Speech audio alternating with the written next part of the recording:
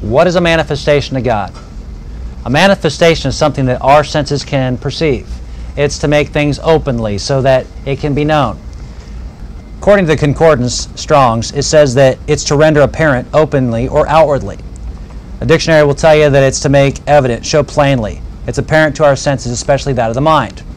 You see it in everyday life when they're shipping things, like on a ship there's a cargo manifest, on an airplane there's a manifest for the passengers, and in the Bible it's going to talk about manifestations of God. Let's start in John 4:24.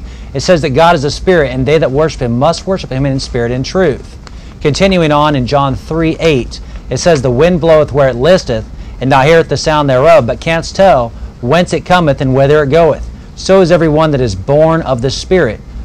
So we see that God is a spirit, and like the wind, it's not something that we can see with our eyes, but we definitely see the leaves when they blow. We don't know where that wind came from or how far it goes.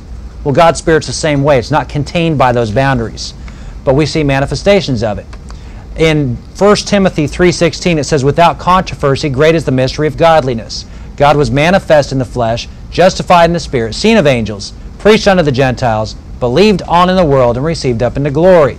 So God was revealing Himself through different parts of time to us people through manifestations like being in the flesh. In John, where it begins, in John 1:1, it says, in the beginning was the Word, and the Word was with God, and the Word was God. Verse 14 tells us that the Word was made flesh and dwelt among us.